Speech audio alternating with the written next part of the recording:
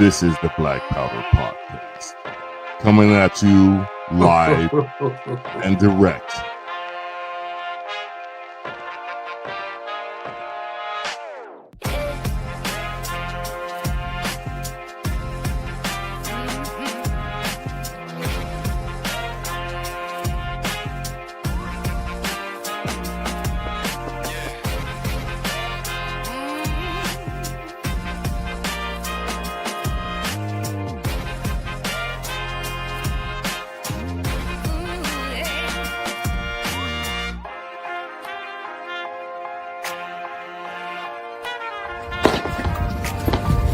Your salty tears season my life. It's the Black Powder Podcast. Yo, what's up? This is another exciting episode of the only real libertarian podcast that has ever existed in the history of mankind. You know, this is a tantamount to the Artemis 2 mission, this podcast right here, because nothing like this has ever been done before. This is the Black Powder Podcast. I am Marcus Matthews, the only real libertarian, one of your moderators tonight, and let's bring in these guys, our other moderators. We're going to get this started pretty quickly. This is Tub and Eric from the undisclosed location somewhere in Duval County, Florida. In a hidden bunker. In a hidden bunker. We actually forgot to put everybody backstage, and I blame Tub for this 100%. We're off to a great start. Now everyone knows that we're in an undisclosed bunker. bunker. But I have a plan. I can do stuff on the fly. This is the Black Powder Podcast LNC chair debate for 2026. And today we're bringing Great job. Yeah. We're going to get this going eventually. But we've been going for 2 minutes and 12 seconds. I'm going to introduce our candidates one by one in no particular order. I'm just dragging their pictures over to this box right here. First up, we got my guy out of the great state of Indiana. Is that it? You're muted. Hey, everybody. And it's Evan McMahon. McMahon. McMahon. My like bad. Vince McMahon, Jim McMahon, Ed McMahon. Gotcha. What's the rest of one? All of us. All right. Next up, we have from the great state of Texas, our guy, Wes Benedict. Did I say that right? You got it right. Thank you. Nice to be here. He has red forming qualities. And then I like red forming. And then from the great state of North Carolina, we have Rob Yates. How you doing tonight, Rob? What's up? How's it going? I'm feeling great. All right. And then finally, but not least, we have from the great state of New York, Jim Ostrowski. Ostrowski, come on. Ostrowski. Great. Thanks for having me. That's the Ebonic pronunciation, and I will not be accepting any kind of criticism of my Ebonic enunciations tonight. But all right. So we're going to get right into this. Start it off. Let's go back to the format. And we're leading off with Eric with the first quote-unquote question of the night. Yeah, this goes for all four of you in alphabetical order for this question, alphabetical order of your last name. But if you could just introduce yourselves to us and our fans and let us know, we'd like to know, when did you notice and decide you were a libertarian? Philosophically, when did you make the political move to the Libertarian Party? And what made you decide to run for chair of the Libertarian Party, the National Libertarian Party? And you have 2 minutes. Great. Well, thank you for having me. I'm Wes Benedict from Austin, Texas. I first learned about the Libertarian Party after I had been a Republican for a long time, and I was getting disappointed with Republicans. They said, read my lips, no new taxes, and then raise taxes. And I voted for Ross Perot one time for president as an independent. That's what broke me away from that mindset of always voting Republican. I soon after that stumbled upon the Libertarian Party. Someone was given the world's smallest political quiz on the University of Michigan campus. I took that quiz, scored pretty libertarian, but not super libertarian, but pretty good. And I was excited. I joined the Libertarian Party. I started reading about the platform and what they stand for. And because libertarians were for low taxes and free markets and free trade, I was open to the arguments that they made about civil liberties and ending the war on drugs and being anti-war and against the police state. So really joined the Libertarian Party, and then I became a hardcore libertarian philosophically by learning from others in the Libertarian Party. I started volunteering, became a county chair in Georgia for a little while. I worked on a petition drive in Texas for several years, and then became executive director of the Libertarian Party of Texas. And my focus has always been on recruiting lots of candidates. And I think I've recruited more libertarian candidates in the history of the Libertarian Party than anyone else, although lots of other people helped me do that and have recruited a lot themselves. So it's great to be here. The Libertarian Party is important. The Republicans and Democrats are really making this country worse and worse. They're making things bad for everybody every day. And that's why we need a strong, effective Libertarian Party. Thanks for being here tonight. Thank you. You're not going to introduce who's next? I can't see. It's too small on his iPad. It's Evan McMahon. All right, yeah. You can introduce him. You can read them better. But go ahead. All right, here we go. Let us know if we need to repeat the question. No, I got you. My name's Evan McMahon. I'm glad to be here tonight on the Black Powder podcast with my fellow competitors. It's great to see you guys all again. So I'm from Indiana. Live here in Indianapolis. I grew up in politics. Volunteered on my first campaign when I was 6 years old. It was a friend of the family running for office, and my aunt decided to take me to go volunteer, going door to door and standing outside places, passing out campaign lit. And we kept doing it. And over the years, I got more and more involved with campaigns locally in my hometown and then on the legislative level. And I worked with mostly Republicans. I considered myself kind of like a Lincoln classical Republican. And really in 2010, after a few years of secretly voting for libertarians and, signing, helping get petitions circulated and doing things like that, Mark Rutherford, who's kind of like godfather of libertarian politics here in Indiana, finally convinced me that I should stop getting paid to work for Republicans and instead volunteer untold hours working for libertarians, and that would maybe get me back into heaven or something. So I in 2010 I just got disillusioned by a party that talked like libertarians, but then governed like crazy Democrats.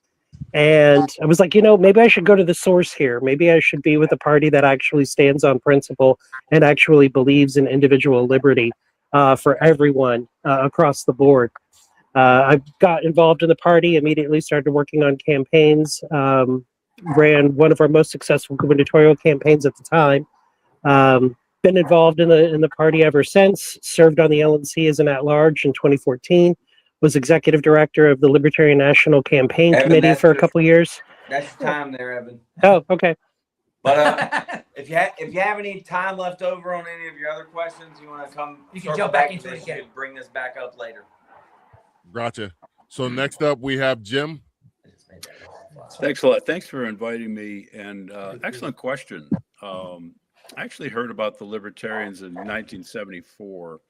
I was a sort of a George McGovern, Ramsey Clark Democrat, so I come from the left, but there was an article in the old Courier Express about the Libertarians. I don't remember a lot of it, but it said they were against the drug war, which I was even back then. So in 1976, while still a Democrat, I actually voted for Roger McBride. So I have voted for the Libertarians even before I was sort of jumped into the party. which I did in 1979. I was an elector for Ed Clark. I represented Ron Paul in election cases. I was a friend of Harry Brown and supporter, and did a fundraiser for him. So I've been in the movement a long time, and that kind of leads into the other part of the question, which is why I'm running. When I got in 1980, libertarians were flying high. We had David Koch on the ticket. There was money, there was momentum, there was a lot of young people, there was a lot of energy. But here we are, almost 50 years later, and we actually got fewer votes for president last time than Ed Clark did in 1980. So I think it's time for a new strategy. I have that strategy. It's called direct citizen action. We can get into it more tonight. I have a memo on Facebook and X if you're a real policy wonk and you want to dig into the details. But our strategy is not working. We need a new strategy. We can still run candidates and do politics, but we have to add some new tactics and strategies. And those are the ideas that I'm bringing to the table, and that's why I'm running. Awesome. Nice. Save yourself 15 seconds. Well done, Jim. All right. Last but not least, we have Rob Yates coming up. What's up, everyone? Rob Yates, currently the LP North Carolina Communications Director. So I came up in sort of a traditional Republican household. I like the ideals. I like the small government, diminishingly small, personal accountability, responsibility for your actions. And I got to high school and really started paying attention to politics. And I don't claim to be like a gay rights activist or a marijuana rights activist per se, but the hypocrisy around gay marriage and marijuana legalization, I just couldn't rectify, but I didn't know where to put my beliefs. I was politically homeless for a little while, as they say. And then in 98, I heard this guy named Dr. Ron Paul speaking on the Senate floor about blowback from foreign intervention, and it was like the light shined through from the clouds, and I had found a home. I went to college. I was in college during 9/11, the Patriot Act. I got really radicalized protesting against the war in Iraq. The first and last uniparty candidate that I voted for at a federal level was W. I certainly have cut part of my finger off for that as restitution. So went through the nonsense that was our government for 20 years. And as much as I hated it, it was sort of like one side, the other side, they kind of hold each other in check. And then COVID happened and everything changed. And I got real active. I got 2 kids. I felt like I was irresponsible as a father if I didn't start trying to do something. And I'm running for chair. Just everywhere I've gone, I've been really good at getting people to work together and bringing success to the organization, starting with Battle of the Books in 4th grade, successful careers, coaching kids sports, youth sports. Everywhere I've gone and work, I've managed massive risk departments at big banks, and I just want to take that and drive this party to winning. Awesome. Thank you. Now, we're not judging rounds, but Jim did say 15 seconds. All right, so all I'm saying. All right. Now it's Tubbs coming up with his question, and the first candidate will be Evan replying to this one. All right, hang on. I'm going to pull it up because I remember I set my questions in as I was supposed to. Yeah, all right, so Eric. With little introduction, what is the National Party's role in supporting candidates at the POTUS and vice presidential level? And do they have anything involvement in local races? Okay, so the whole point of a national party is to run a presidential and vice presidential candidate. It's one of the points FEC considers for a political party. We need to full-throated support our candidate as chosen by our delegates at our convention. Get out of their way, let them run, be the support that they need, help cheerlead, help organize resources. On the local level, it's up to the state. As a state chair here in Indiana, I don't necessarily always want national coming in and messing with our local candidates. But if there's a symbiotic relationship, if there's a give and take, if there's a communication, then we can work together and try to help our candidates that way. I think that one of the ways that national can support candidates and officers up and down on the state and county level is to provide training on how to best use the resources that they have available. That's all you need? Yeah, I'm good. Listen, you beat Jim's 15 seconds by a mile. Well done. All right. And speaking of Jim, he's next up.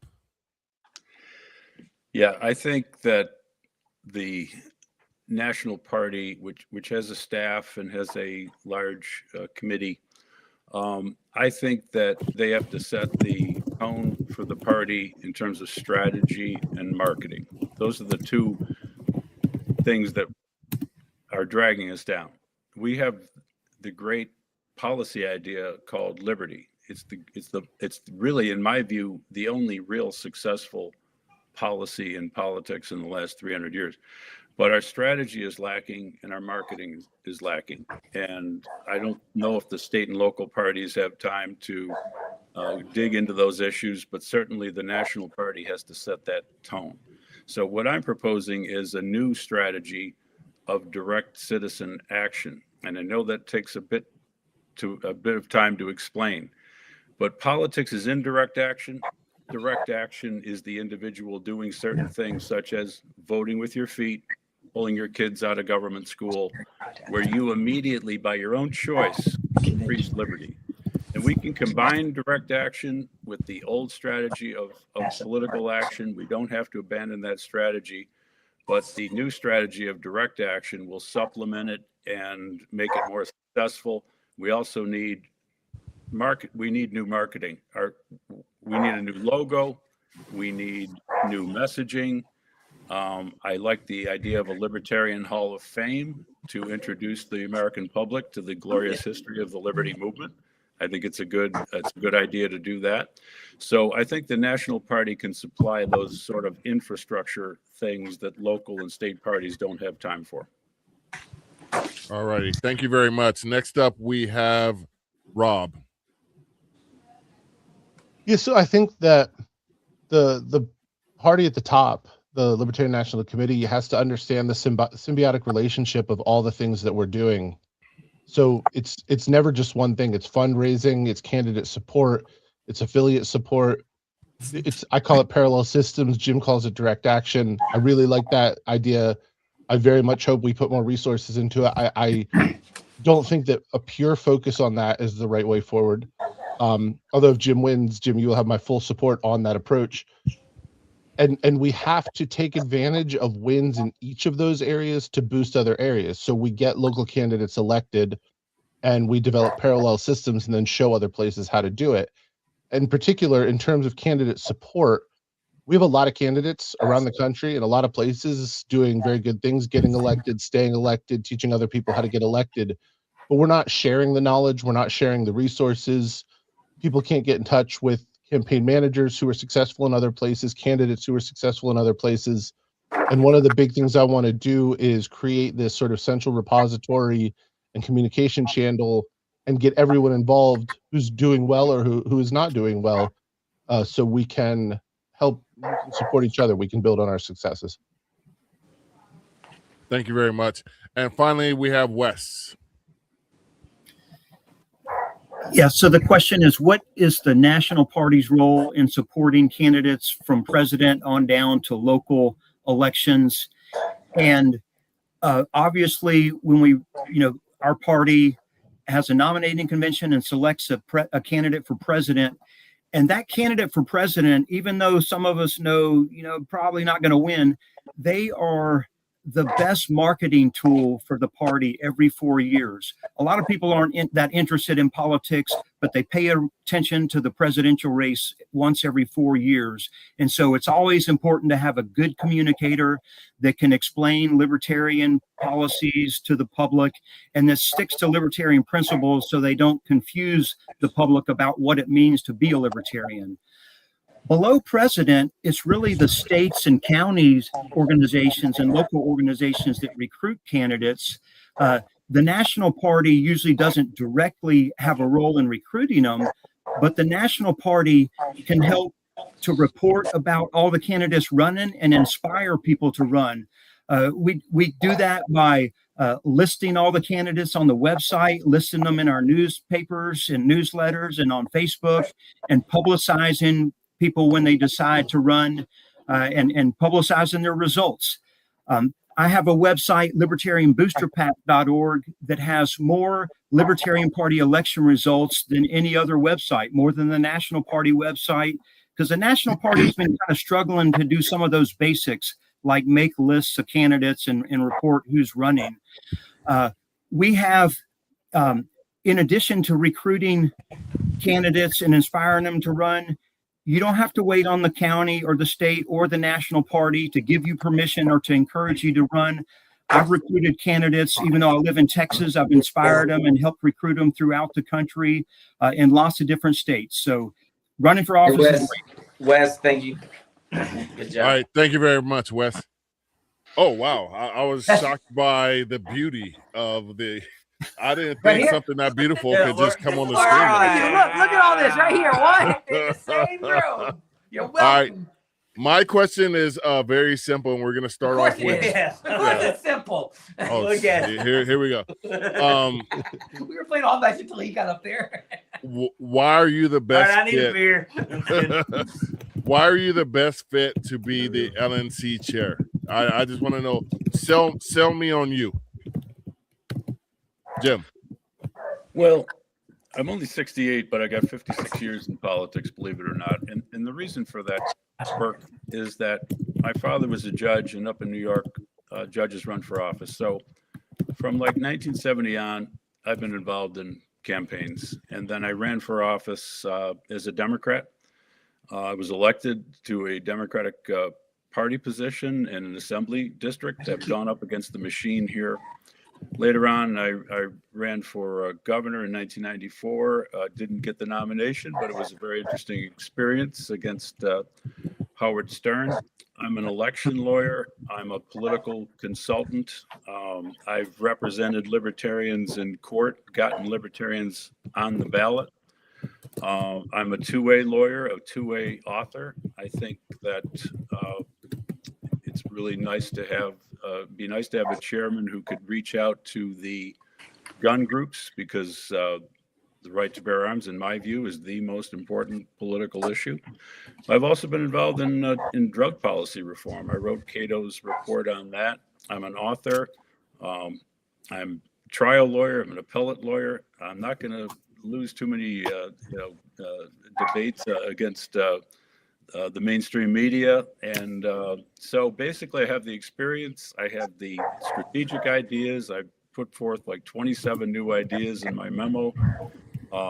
And I'm ready to go, and ready to devote as much time as it takes to make the Libertarian Party a player in American life. Thank you very much. Next up, we have Rob.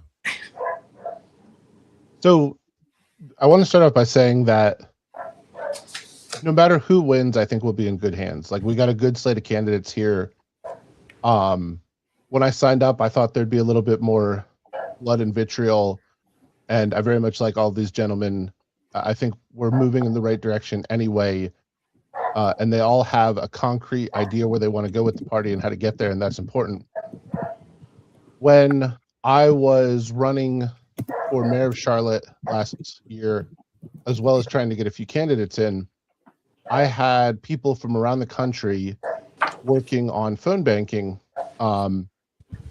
ranging from people in the LibSoc caucus all the way to the American Liberty Caucus.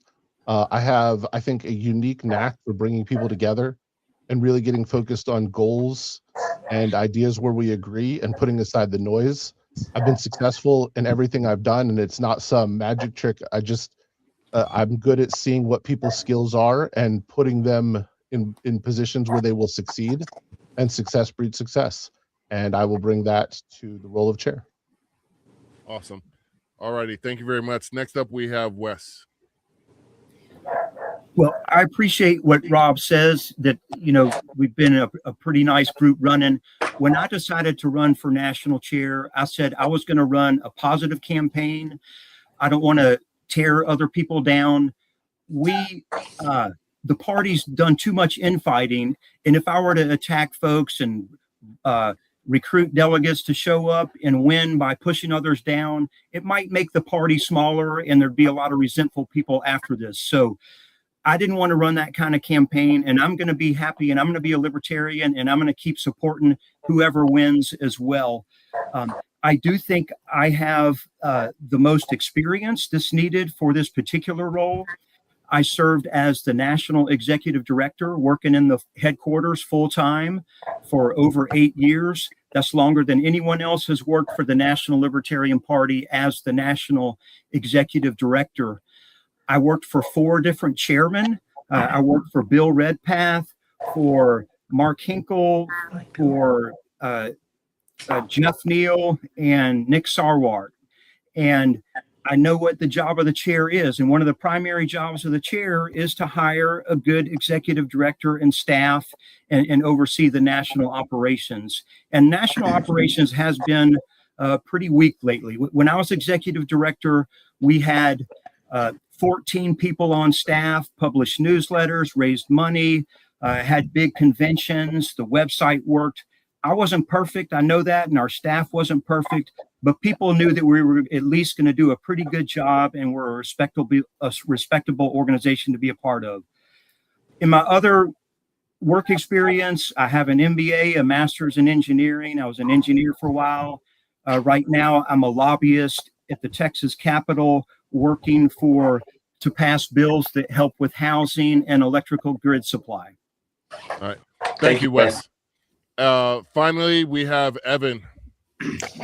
So as the state chair here in Indiana, some of the leadership that I've brought over the past 5 years is we get front page media coverage. Our op-eds routinely get covered across the state. We do TV and radio interviews regularly.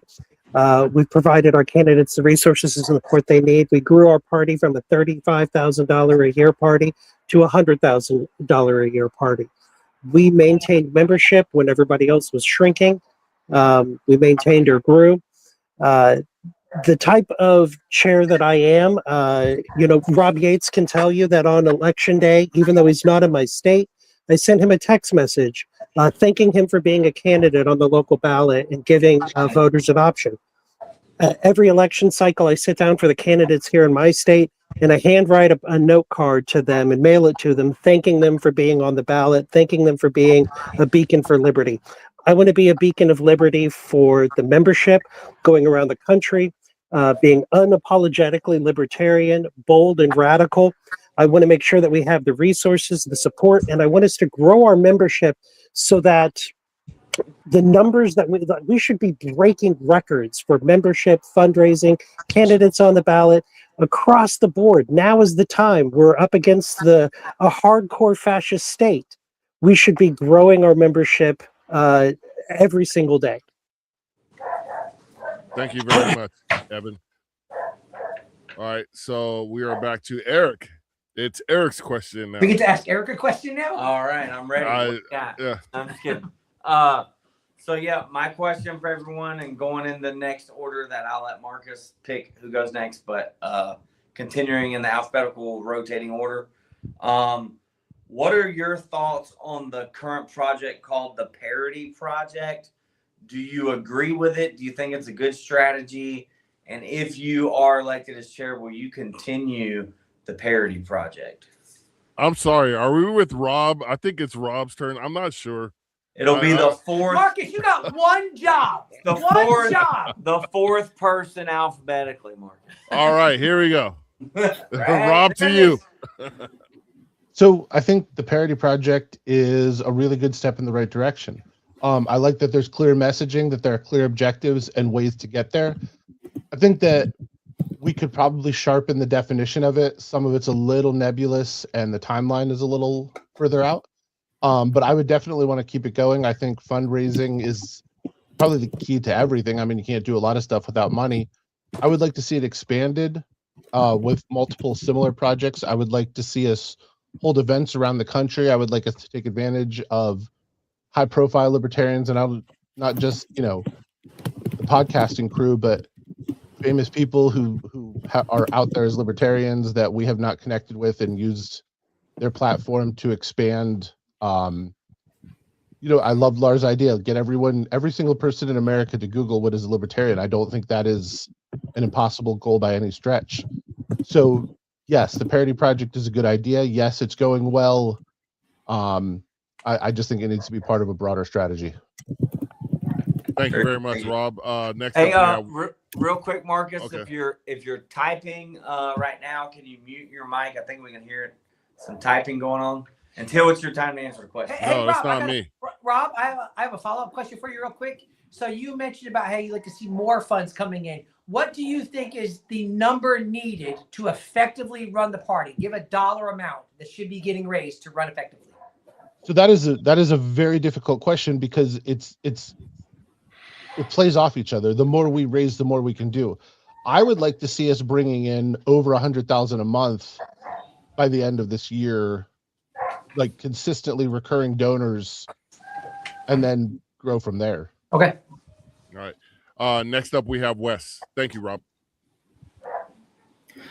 Thank you. Yeah, the Parody Project is a project, and this is just what I'm telling you based on reading the emails and newsletters that I've gotten about it. It's a project or plan to get the Libertarian Party to be as big as the Republicans or Democrats. So basically on par with them or in parity with them.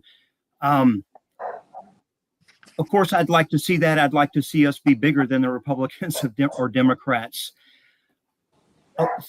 A lot of the strategy is based on something that was done pretty successfully 25 years ago, which involved doing a lot of test mailings to lists that seemed like they would have people likely to join the Libertarian Party. So it might be like gun rights activist organizations or marijuana legalization organizations, reaching out to them and trying to get them to join or donate to the Libertarian Party. I think that's certainly a good thing to do. Currently, there's a lot of fundamental problems with the National Party that need to be fixed, and it's their higher priority, like the phone number 202-333-0008. That was the phone number for over 30 years for the Libertarian Party, and the organization lost track of the phone number. It doesn't work anymore. There's a lot of fundamental stuff that needs to be fixed before you can just have this great vision of raising a ton of money. Now, look, when I was executive director, we raised a lot of money. We did very well. I did a lot of the fundraising myself. I wrote a lot of the fundraising letters, the fundraising emails, and I picked up the phone and grew the monthly pledges from under 20,000 to over 30,000. As executive director, I did all those fundraising methods as the Texas executive director, and we raised over $140,000 20 years ago. Hey, Okay. Thank you, Wes. Hang on, we got questions for him. Good. Mine is pretty quick. So you mentioned that the party lost that number. Now, Evan, I'm going to lean on you here for a second. I believe that's the number that we're currently using, isn't it, to contact things about the party overall? Evan, is that correct? I believe so, and I believe it's actually working again. That was what Hannah, our executive director, said. There was some sort of billing issue, was my understanding. But we ran out of money. Yeah, we were broke. Yeah, that's great. Hey, we were broke. We're a major political party that can't afford the phone bill.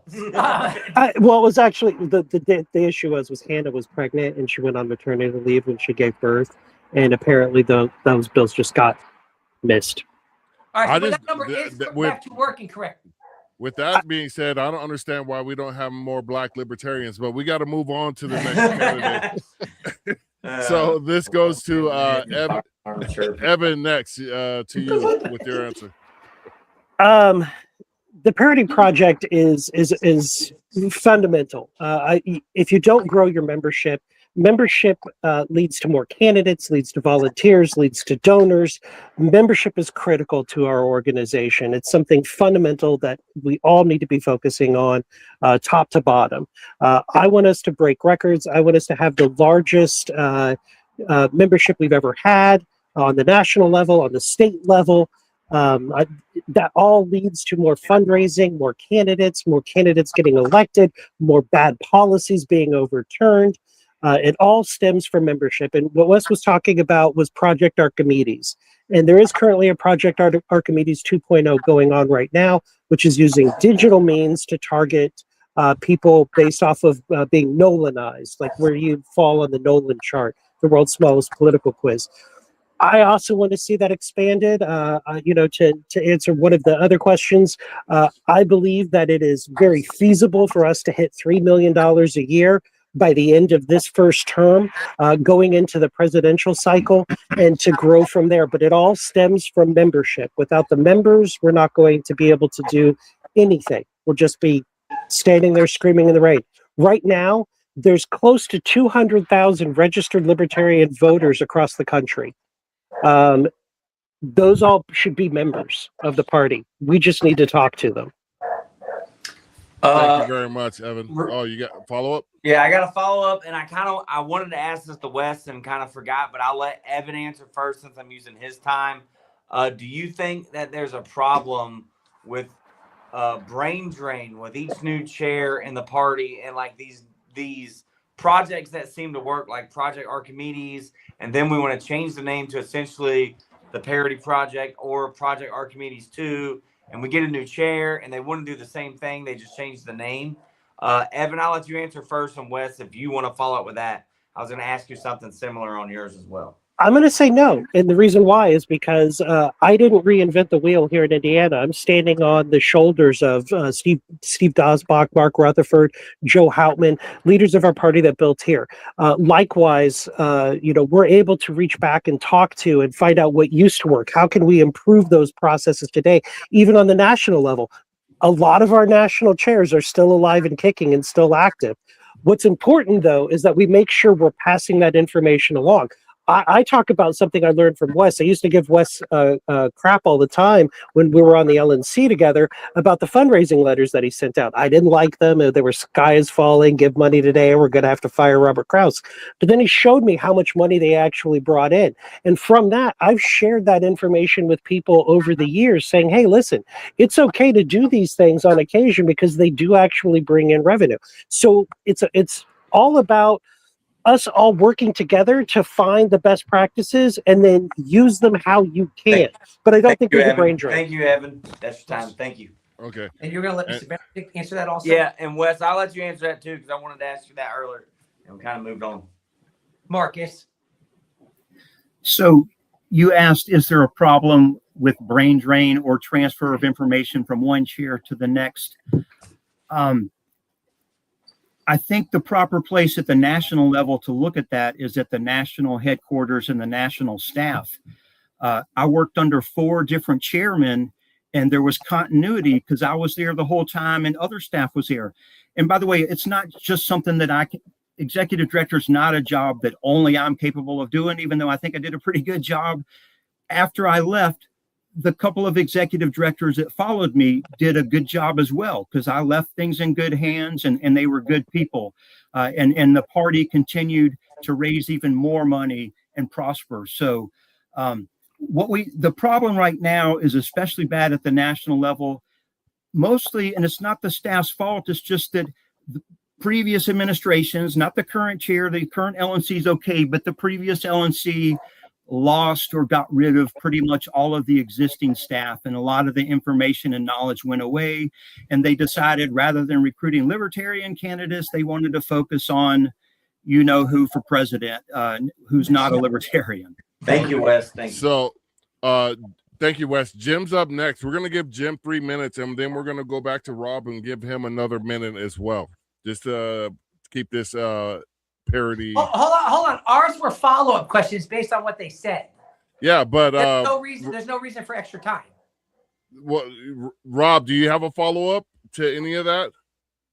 I can keep talking if you want. All right. Well, so how about right now we could let Jim and Rob have 30 seconds or so to touch on that subject if they didn't. Well, let me change my timer because of Marcus. No, because this is Jim's 2 minutes right here.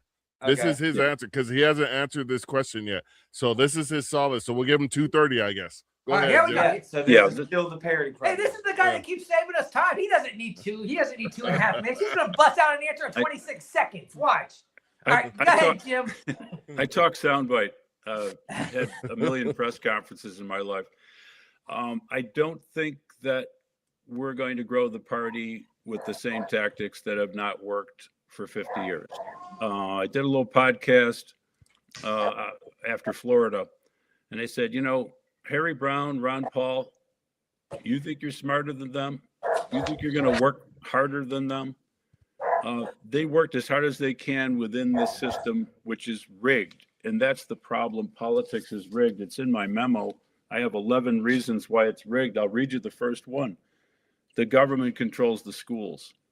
The government manufactures progressives who believe in big government. While we're manufacturing libertarians by the dozen, they manufacture a couple of million every year. And that's why we need direct action. One of the direct action ideas is to encourage a massive withdrawal from the government schools and into either homeschooling or private schools. Another direct action tactic is to teach economics. The American people do not understand free market economics. So when we have free market candidates running on the libertarian line, they don't vote for us. So we need new tactics other than the ones that have not been succeeding. And it's not that we haven't tried. I've tried for 35 years. Other people have tried very hard. You could try as hard as you want. Unless we have new tactics that are designed to get around the fact that politics is rigged, we will not succeed. And direct action gets around that structural obstacle, because direct action works.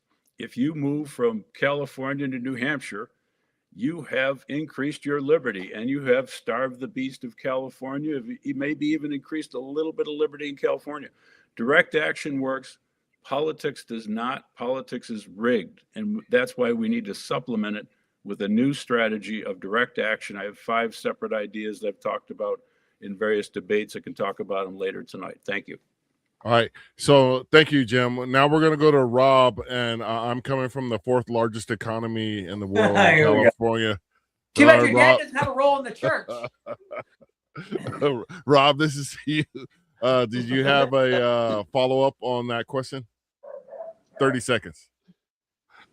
I don't even remember the original question. The original question, which you did answer, was about the parody project. Yeah. That follow-up question I asked of them that he's giving you extra time for was like, do you think there's a certain level of brain drain because the parody project and Archimedes 2 and Archimedes 1 and all these other projects that are really just recycled ideas from before that sometimes work, sometimes do you think there's a problem with brain drain from chair to chair?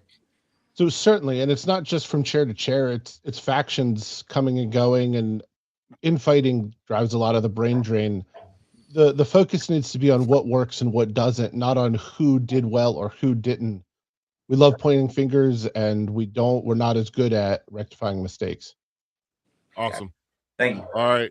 So this is to Tub now? It is to Tub. It is to Tub. All right. So here's the thing: there's been a lot of mention of it, and we wear the badge of the 3rd largest political party, which doesn't always seem that way. So what would we want to do? Because we're all saying, I think everybody's agreed that we're trying to grow the party. So what would you copy? What would you emulate from the duopoly and what they've done? Because ultimately what they've done is what we want to do.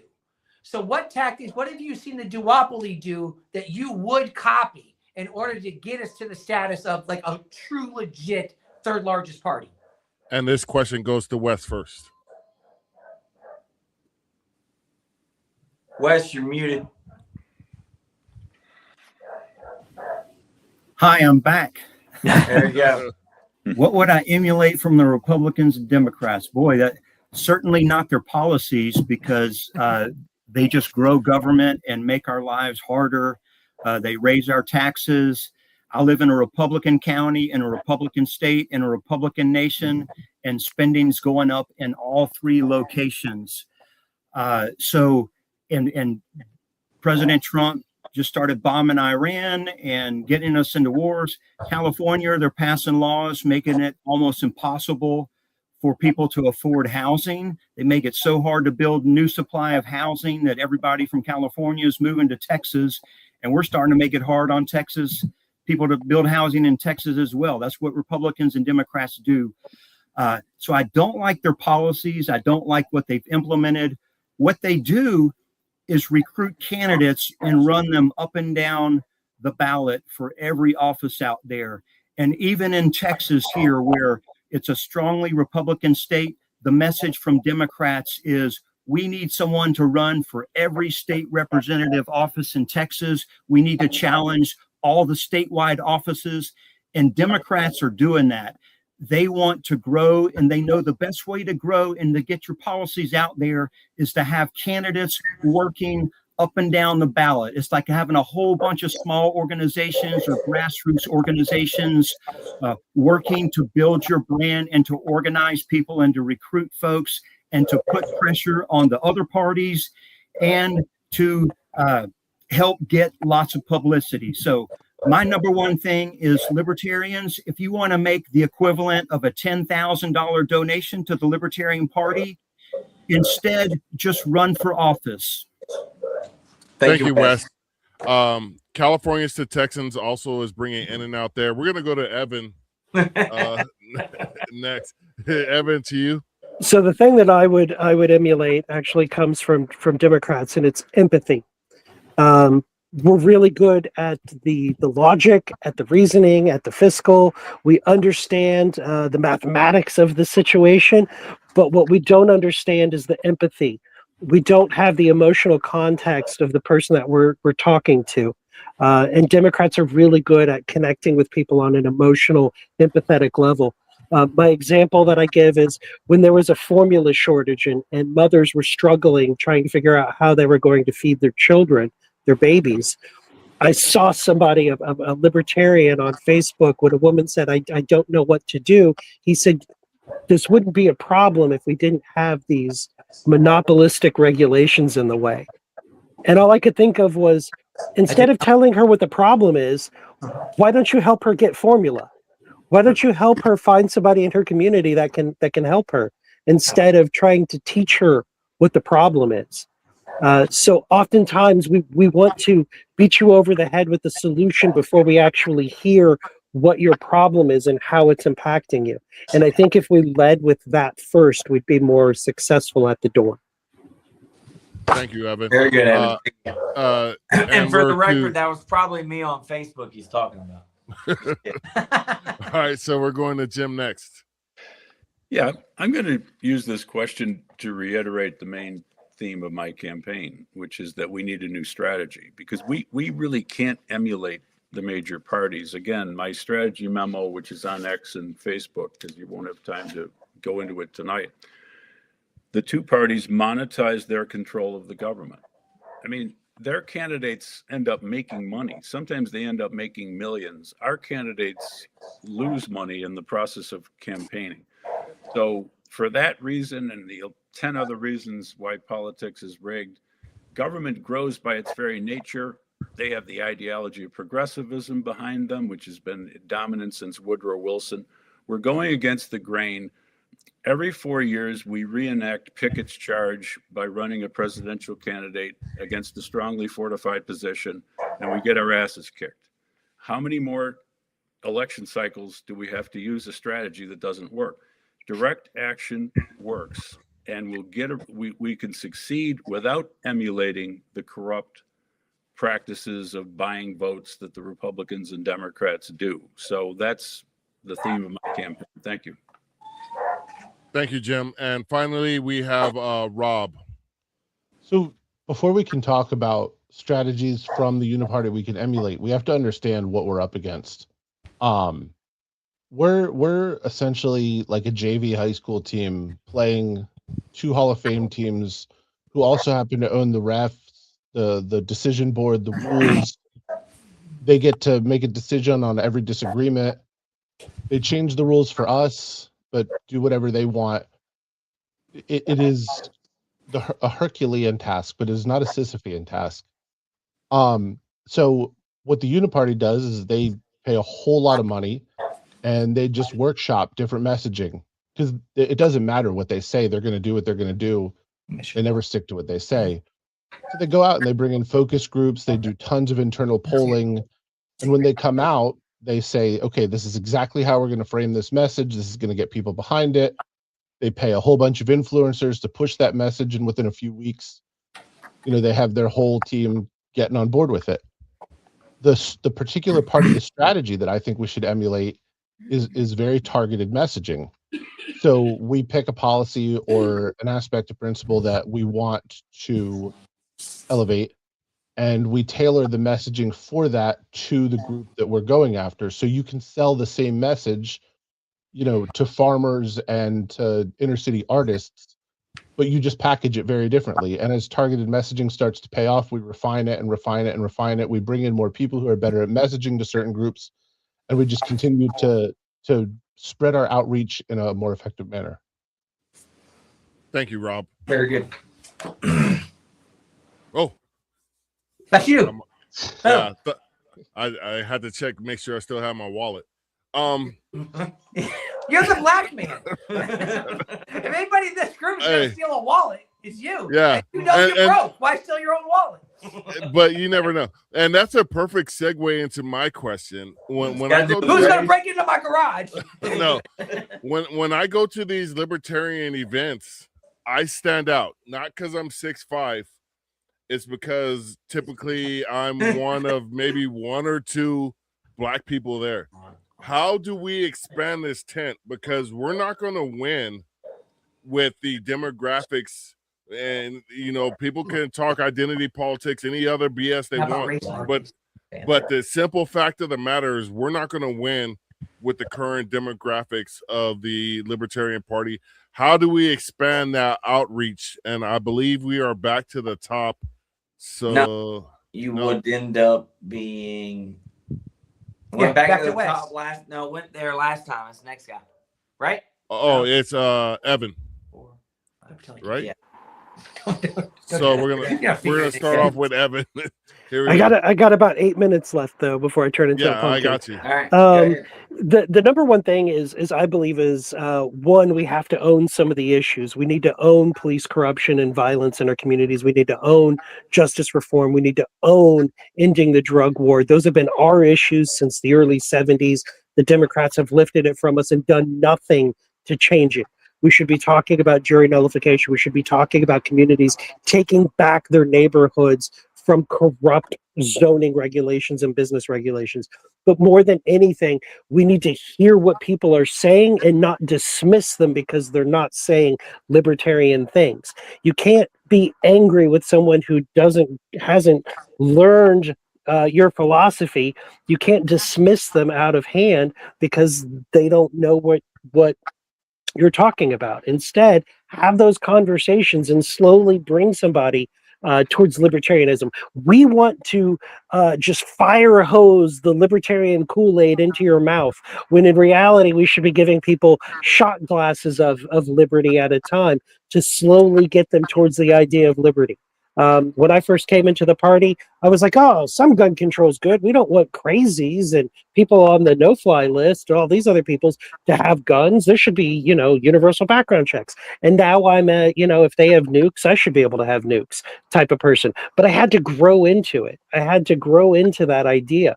And I think that's the conversations that we need to be having in communities, is reaching out and, one, understanding them and how liberty affects them, and then slowly integrating our messaging into that community.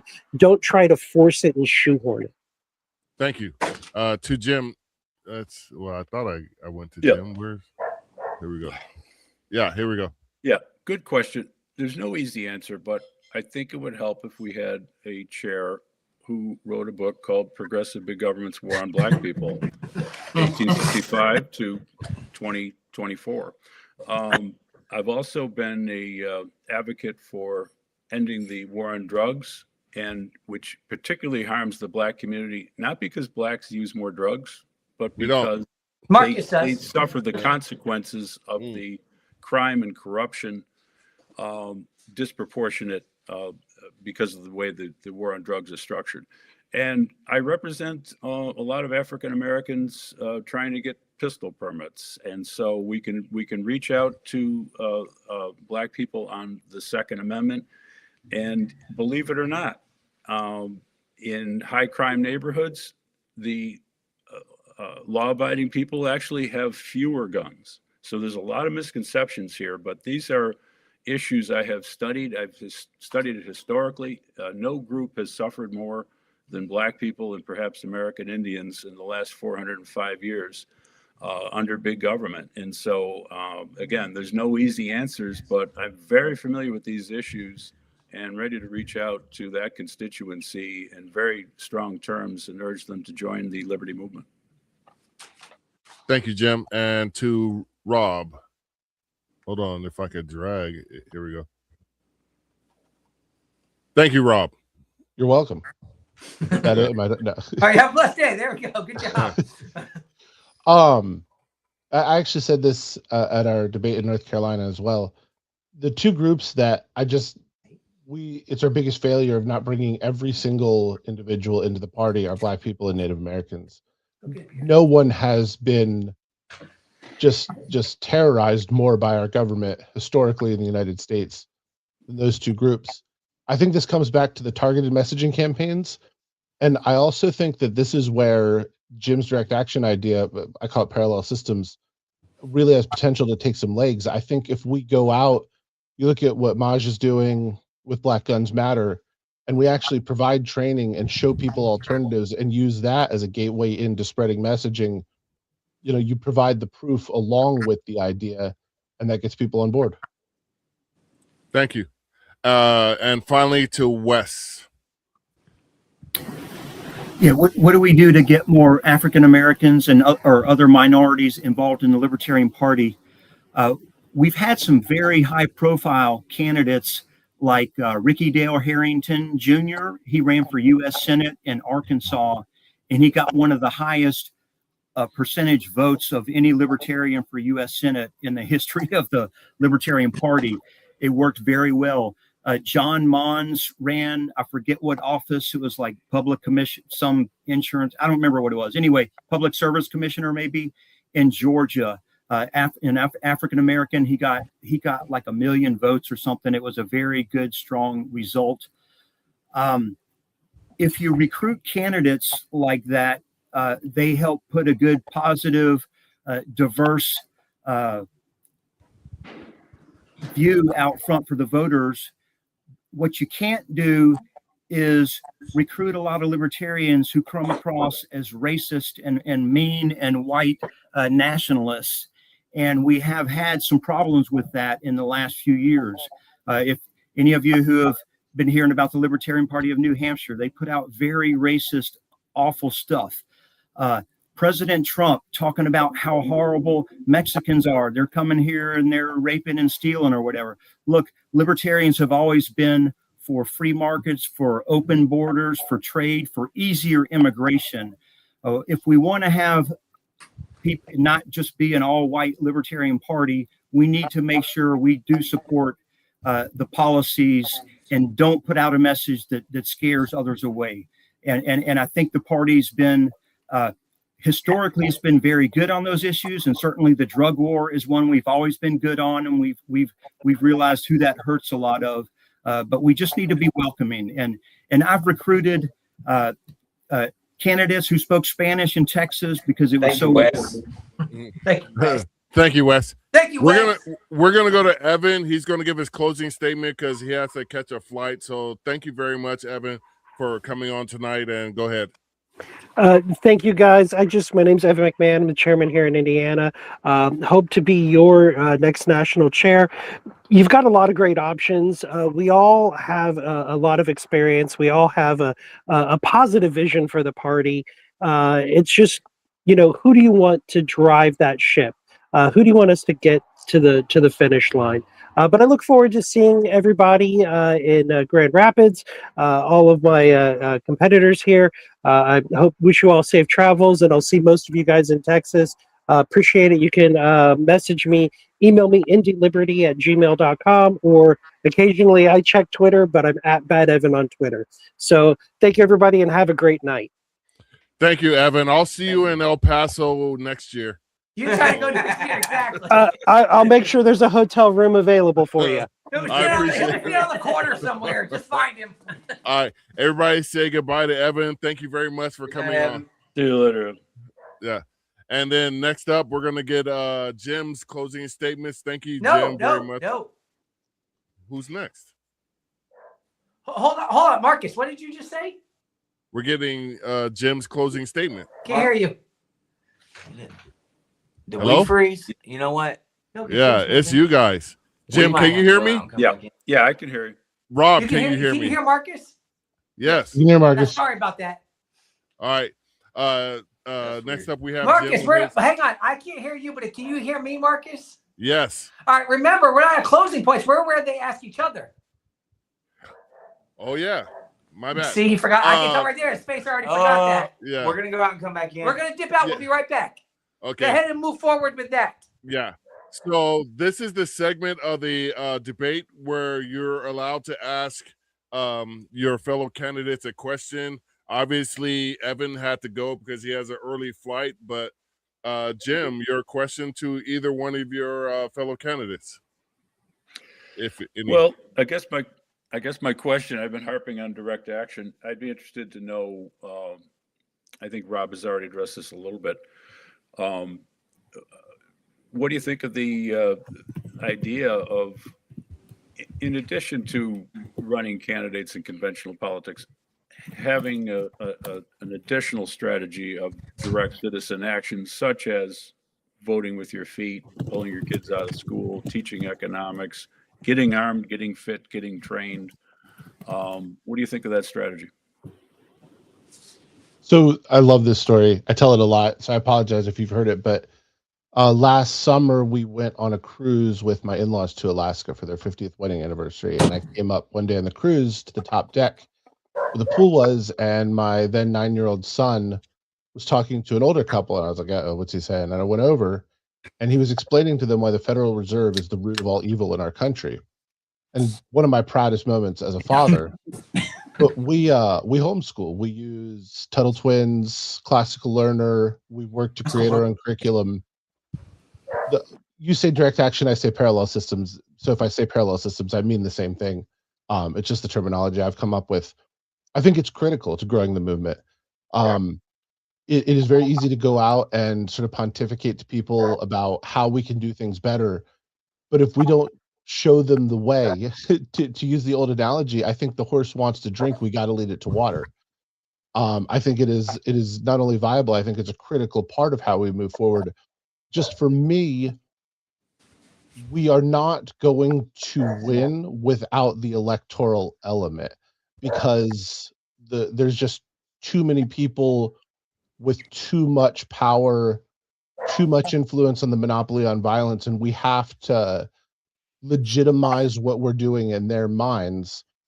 If we can lead them away and win on the electoral side, I think that success starts to snowball, and we really see growth in the movement and the party success. Awesome. So, Rob, do you have a question for any of your fellow candidates? Yeah, so my question is, if you win, you get your plan going, at the end of your term, what does success look like for you? What would you consider a successful run as chair? We're going to start off with Wes on that question.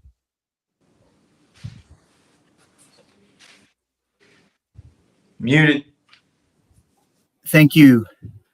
Well, what does success look like if I run? I get 2 minutes on this? Yes, sir. 1 minute? Okay. So, well, I'll tell you what. I just called 202-333-0008, and I called 1-800-ELECT-US. They were our phone numbers for like 30 or 40 years. They still don't work.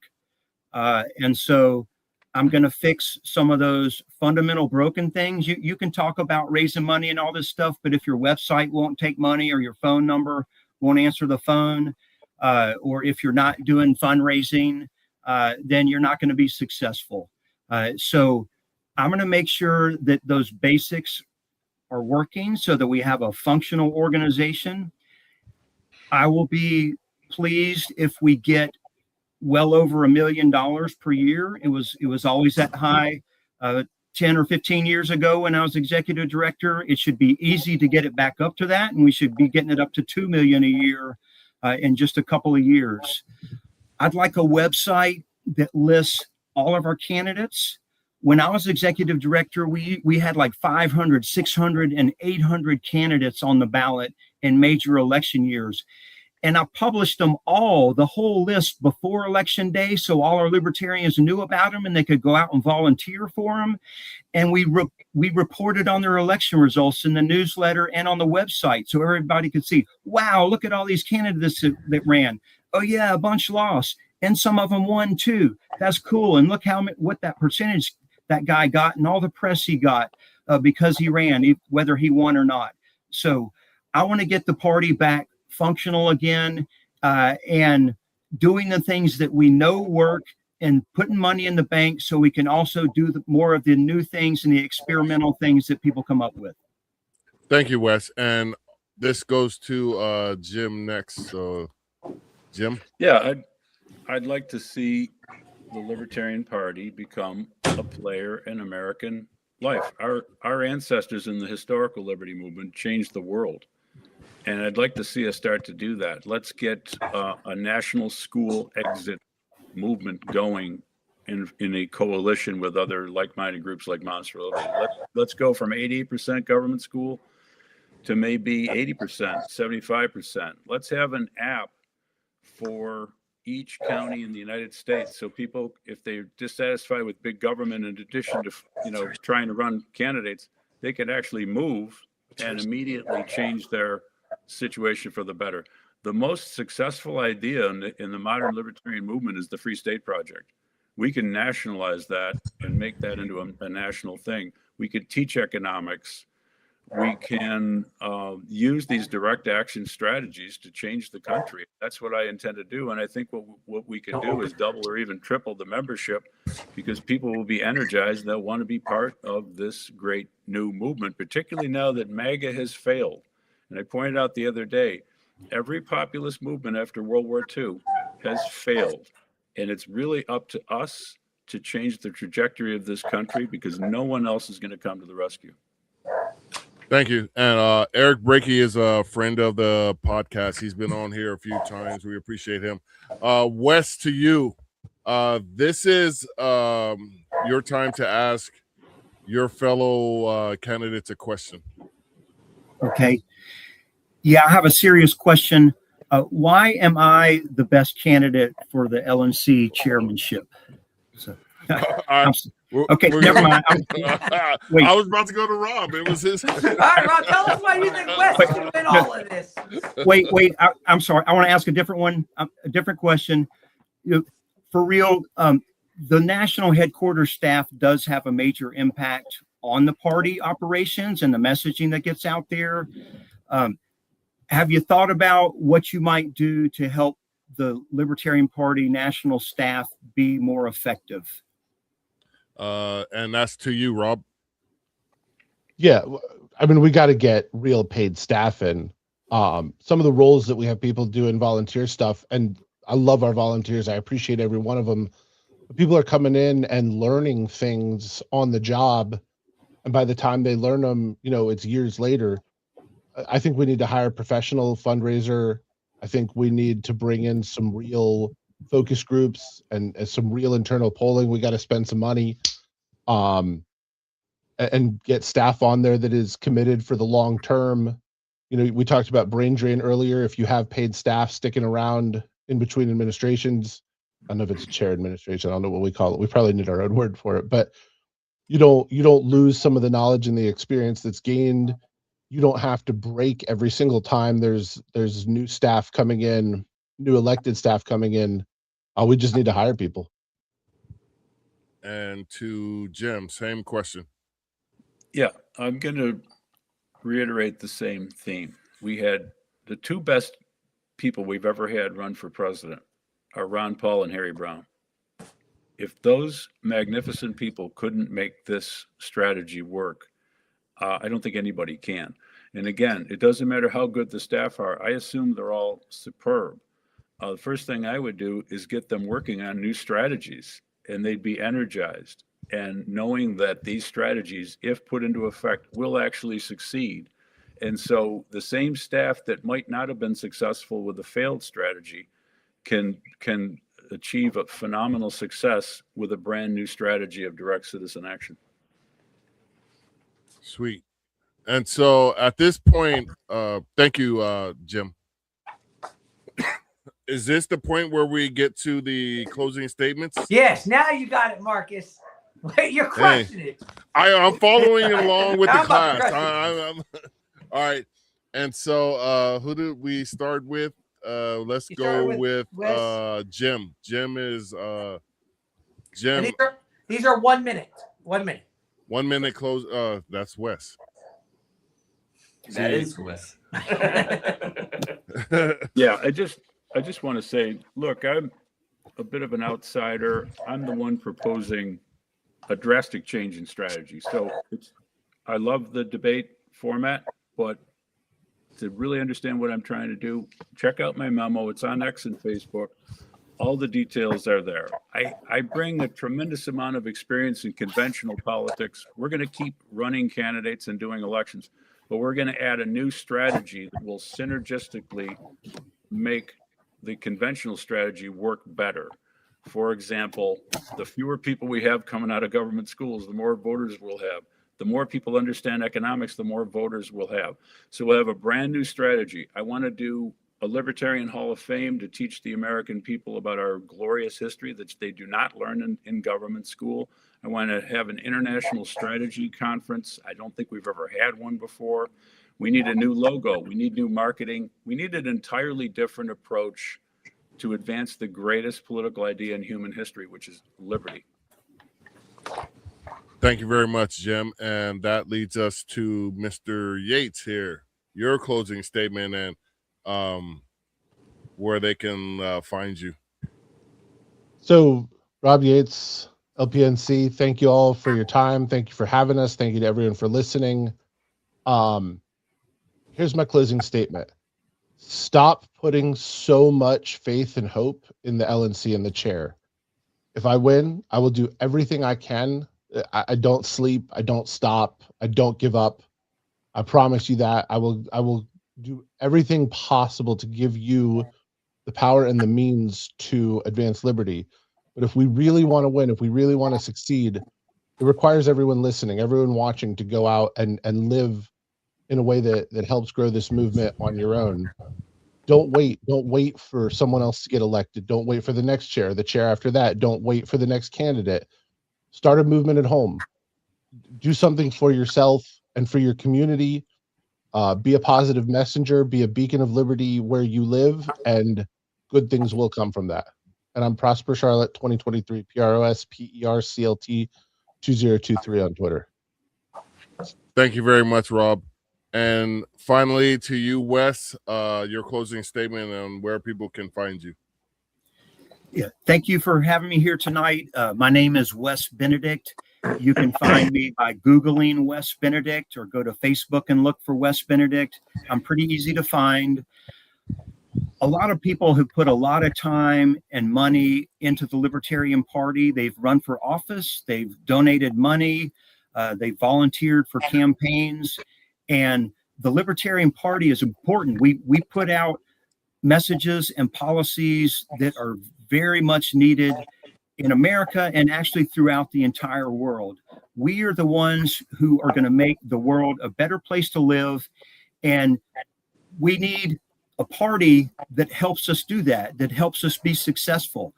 I worked as executive director for the National Libertarian Party for 8 years. And after leaving, I ran a PAC, the Libertarian Booster PAC, and I helped recruit 175 candidates in Pennsylvania, 67 in Alabama, 50 something in Arkansas. And thanks, Wes. Thank you. I didn't see your little sign. Okay. Thank you. So you said I failed my one job. Got it. Yeah. As usual. Yeah. Usually. Okay. All right. So Gentlemen, your closing statements. Oh, us. Oh, us. You said Yeah. gentlemen. Like, who's he talking to? They already gave their closing statements. We looked Let's around. go to Eric first. What? Are the gentlemen in the room with you right now? Anyway. Well, the other gentleman, the true gentleman. Hey, thank you all for coming on. I think it will be interesting, but I think as some of you stated, I think that we have a good group of possible leaders that to an extent we will benefit regardless of which one of you that it is. And so thank you for coming on, because I know you could have far better things to do than hanging out with Marcus, but we appreciate it anyway. Yeah, I also understand how difficult it is to be around Marcus for this long. I got to do it every week, and it hurts. So I'm sorry you had to experience this. But seriously, thank all of you guys, and Evan included, even though he had to dip out early. All of you, I've just followed y'all on X already right now. And I am only asking, and I don't need a response or whatever, is regardless if you win or not, offer your ideas and your help to the chair.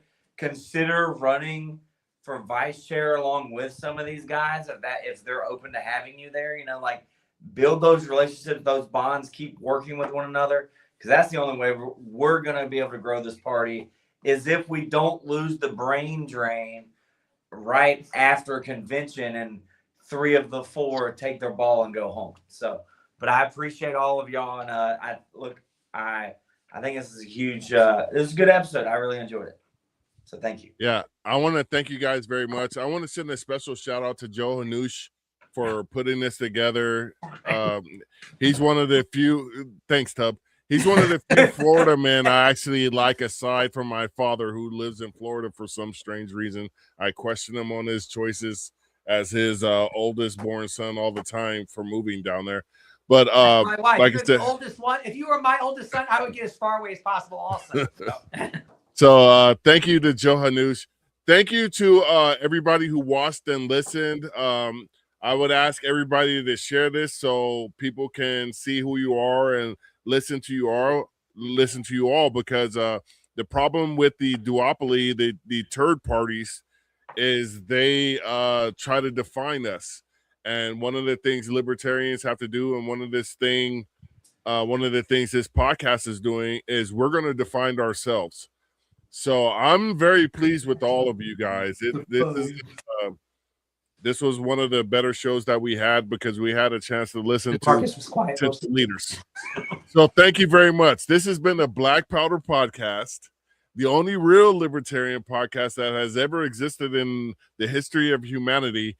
And as we say every time we close this, live free, Live free or die. Thank you. We're here.